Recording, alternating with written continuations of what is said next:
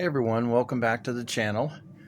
Today we're going to discuss why not to buy a Taurus 9mm. This is the Millennium Pro PT111 G2. It's a Pro Series. As you can see right here, this gun's been safety checked. There's no problem with it. There's no ammo in this thing, so if I point it at you, you'll be safe. But anyway, mine just fell apart. Just absolutely fell apart.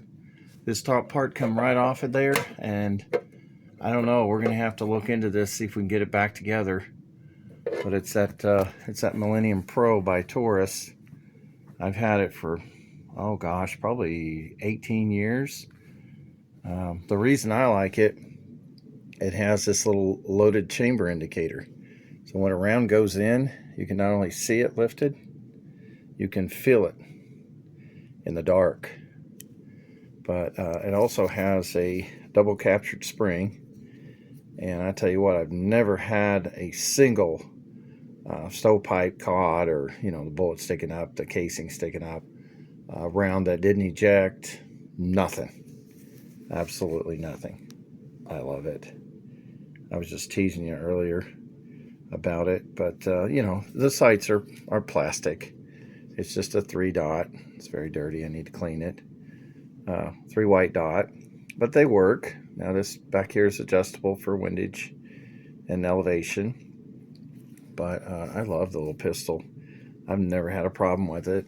I know there'd been some reports on some that didn't work out, but it breaks down kind of like a Glock. You just pull down these 2 tabs, and then make sure your weapon's loaded, take the mag out, lock the slide back, pull down those tabs, release the slide, pull through the trigger, and then it comes right off. But it's absolutely filthy. I run this thing through torture test. Not like dirt and grime and that stuff, but I've put 300-400 rounds and not cleaning it at all.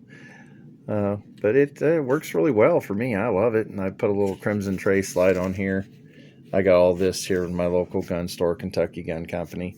But the texturing on that sucker, I'm spoiled by this texturing from Taurus. I've got a Smith & Wesson 40 Gen 1, and I had to put grip tape on that one that I ordered. But this one here, boy, it just really bites in. It's just a cool little pistol. And it's got a indexed area for your finger, left or right-handed. I would imagine that mag release will change over, but I'm right-handed, so I never had to do it. But I just like it overall. I mean, it's handy, it's lightweight, easy to carry, and that's what the point of this video is today. Something to carry with you, something that you trust. Now, there may be several out there that don't trust the Taurus weapon, but there's many small pistols and subcompact and even micro out there now by Smith and Ruger and 6 Hour and all of them, you name it. But this is some of the ammo that I have here for it. This is the Winchester Defender 9mm plus P, so it's got additional powders, a little hotter. But they have a technology in it called low flash. So I guess if you're in a real dark situation, the flash doesn't blind you. If you're trying to find somebody and get them out of your house and see what you're actually doing there. Let's see where it says. Yeah, right here on the side. Low flash technology. It's a bonded, jacketed hollow point. And that's one I would probably recommend. I have some others here. Now this one is the first 4 rounds on this side that do not have a post. All those back there are different round. It's got a pretty good sized cavity down inside there, but it's got real deep serrations on the side of it. You can see those. They go all the way down, but it's for a micro-sized pistol. Now, the Taurus here is more like a subcompact, I guess you'd say, not really a micro, but the shorter barrel is what this is designed for. And it says right here on the side, minimize felt recoil and improves function in micro guns, extreme bullet expansion, and consistent penetration depths. I absolutely love the flowers. HSTs are amazing. They seem to be almost barrier blind. Now this is the 150 grain, so it's heavy for caliber HST jacketed hollow point for the micro guns. But I shot a few of those. I only have a few left here. But back here, I have the 124 grain, and that's the Hydra-Shock jacketed hollow points. Now those are the ones here in the same little case that have a center post in it. If you look down inside there, you'll see a center post. And I guess that helps it penetrate and then expand. But I have quite a few of those left. And moving over here to the right, oh, let me tell you what the feet per second and whatnot is on this. It is muzzle velocity 1120, and then the energy is 345 foot-pound on that round. I didn't tell you on this one here. Let's see on the back. This is 1200 muzzle velocity because it's a plus P round and 396 foot-pound of energy. So it's going to hit a bit harder. And then these here are the 6 hour. They've got a deep cavity down in there. Some of them have a little bit of an opening, looks like a star, and others are not quite. I think that's just some sort of a filler. Maybe it's lead right there, I imagine, on the end of it. But some you can see the tiny hole, and then that one looks like a star. It opened a bit more, and the one on the end. But these are quality rounds here as well. 6 hour makes good stuff. Well, I have to pick that up later. But it is 115 grain jacketed hollow point, 1,185 feet per second, and 359 foot-pounds. But I need to get out there and try some of these in the little Taurus. And I've got 2 mags right now. And I need to get those cleaned up. They've got the yellow follower in them. And you can see really well if it's empty or not. And they're just good mags. They're metal magazines. It's the 12 round capacity on this small pistol. That was another reason I like the Millennium Pro G2. It was like one of the original series they come out with. But moving right along, now that I made a mess, let's see. We'll move back here. We've seen all those rounds for the 9mm. Another thing I wanted to discuss is have a good light with you, something you can see at night. This is a through night TC15. It's very bright, quite a few lumens on the light. You can see it there on the dresser and whatnot at nighttime. It throws quite a bit of a high beam there, and it's got 4 different settings. But I wanted to go back here and show another pistol that I have, and this is a Taurus revolver. It's chambered in 38 special, and it is the 856. The 85 model was a 5-shot revolver. This one is 6-shot, and that's why they put 85 and then a 6 behind it, being an 856. I'm wanting to change the handles out on this. If you guys have suggestions of what brand of handle would be good for it, I would love to hear from you all. Now this pistol is fully loaded, so we'll see if we can get it open here. There we go. And it is all Hornady critical defense. Excellent round for 38 special, my opinion. Somewhat barrier blind with that little polymer tip. And a lot of the testing I've seen, you guys can check them out on YouTube. Not just 38 special, but 9mm, 40s, so forth. It'll penetrate through like Levi's and the t-shirt material and whatnot, and expand inside the block. Expansion is real important on the hollow points. That's what we carry a lot. It's a great little revolver. Again, it's 6-shot. I painted the front post orange. If it'll focus for me. And I just put some orange down there on the front so you can see it right through that channel. Just drop it in there. But it's a good little revolver we've had no troubles out of it. You got both single action, pulling the hammer back, and it's a pretty light trigger when you got single action going. I'm just barely going to pull through here.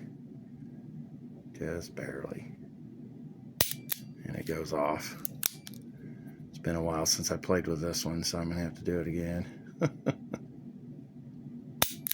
I'd say maybe 4 pounds.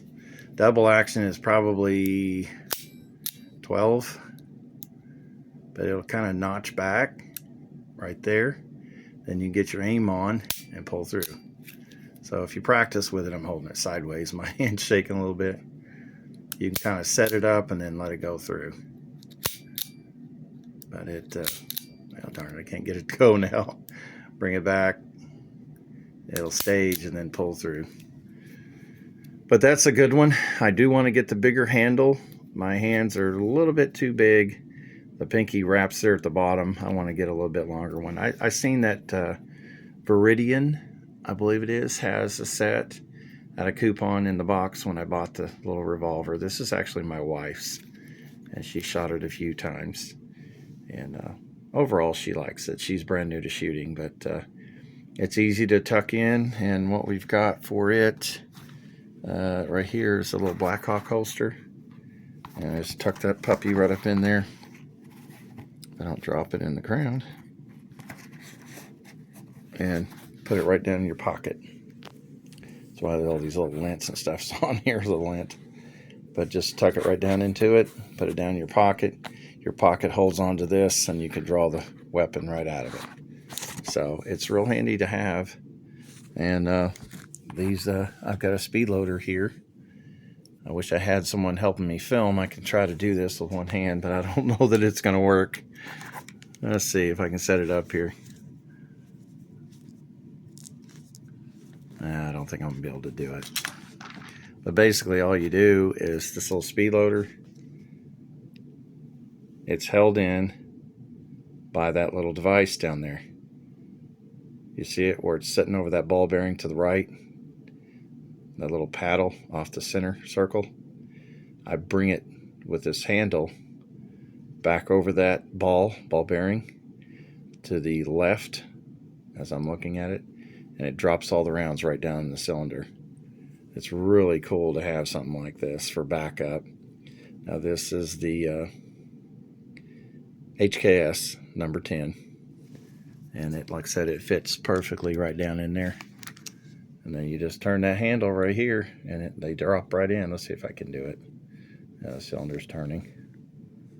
Am I turning the wrong way? Nope. There we go. I turn it, and it drops right in. It's much easier with 2 hands, trust me. But it's a very handy thing to have for backup, especially with a revolver with only 6 rounds. So let me get those out of there. All right, we're clear again. And just wanted to show you that and see if y'all can give me suggestions on another set of grips that's a little bit longer. I'm okay with the longer grip as long as I can get a good purchase on it with my big meat claws and have a little better time shooting it, I guess. It doesn't kick bad at all. The Hornady Critical Defense might be a little more powder in there. I need to look on the box and see what they're rated. I don't know that they're plus P. I'm not sure, but they would designate that on the box. Now, the revolver is capable for plus P for any of those who are wondering or questioning that. This is a stainless one, and you can also get it in black, and I think there's a few variations of it, but it's only a 2-inch barrel. So I need to get a gel block. I would love to get a gel block. If any of you companies out there are listening, send me a gel block. I'll do some testing. I'll promote your gel block if it's a good one. And it's raining cats and dogs outside right now, so I'm not going to be going out today. But and last but definitely not least, let me move some of this stuff back here. If you cannot take down your opponent with any of these kiddie tools, I call them, then just go ahead and get out your 357 Magnum and show them what you mean. This is my Taylor's & Company 357 Magnum, made by Uberti. It's one of my favorite. I love the old cowboy single actions. We got it all engraved up here. It's laser engraving on it. And that's not ammo inside of there. That is snap caps for practicing, for getting used to your revolver. It has a little spring-loaded cap in there that catches the hammer, because this hammer is fixed on the, or this firing pin is fixed on the hammer on this particular Uberti. Now my Cattleman Ombre, it is a 4-click model, and the firing pin is actually fixed. This one retracts in here. It's got a mechanism that comes up and it retracts in here. If you don't pull through the trigger, that firing pin, if the hammer is released for any reason, that firing pin will retract. It will not send off a round through your foot, which is a good thing. Or God forbid you're on a trail with a horse and you shoot your horse. You know, that's the absolute last thing you'd want to happen, an accidental discharge. So this one is okay to load 6 rounds in because of the retractable firing pin. Most people will disagree with that, but always keep your weapons pointed in a safe direction. Now my Uberti Cattleman Ombre with the 4-click model and the fixed firing pin, you always have it on an open cylinder here, no round. So as you know, load 1, skip 1, load 4. Then lower the hammer back down very carefully while holding on to it, and it'll be on an empty cylinder up here. But I absolutely love her. I want to take her home with me every day, sleep in bed with her. She's my new girlfriend. Well, I need to get a life, don't I? But I just love the old cowboy stuff. Beautiful wood handle. It's not engraved down here or anything, just serial number, but it is here on the back. And it's pretty. Yep, just roll the cylinder. I love that sound. All right, guys, I better get off here. I'm taking too much time. I'm going to get out here and shoot some of these self-defense rounds. It is extremely important, of the utmost importance. I know I can't always speak correctly, but whatever you choose for your self-defense round, whether it's this pile underneath here, I don't, the 6 hours, the PDX Defenders, the HSTs, or the, what's this one, Hydroshocks, make sure you shoot them through your weapon, because some weapons won't cycle properly with certain rounds. So what I'm trying to tell you is, if your life's at stake, make sure you cycle several of those defensive rounds that you're going to use to carry every day in your semi-automatic pistol, because it has to cycle off that powder charge and it has to load the bullets. Every bullet's a little different, and if you look here, you can see it's got some little flower petals, if I get it to focus, serrations on there. And some of those, like RIPs and stuff, are extreme. They may not cycle. So if it doesn't cycle, don't use it. Get something that does. I still recommend Hornady Critical Defense for most things, honestly. This is the 38s. They won't fit in a 9mm. They're quite a bit of difference in size. And then the 357s are a little bit longer than these, probably out here to the edge of that bullet in the case, so they have more powder. But all right, guys, I'll let you go. I just want to show you all my toys, or tools, I should say. Have a good one.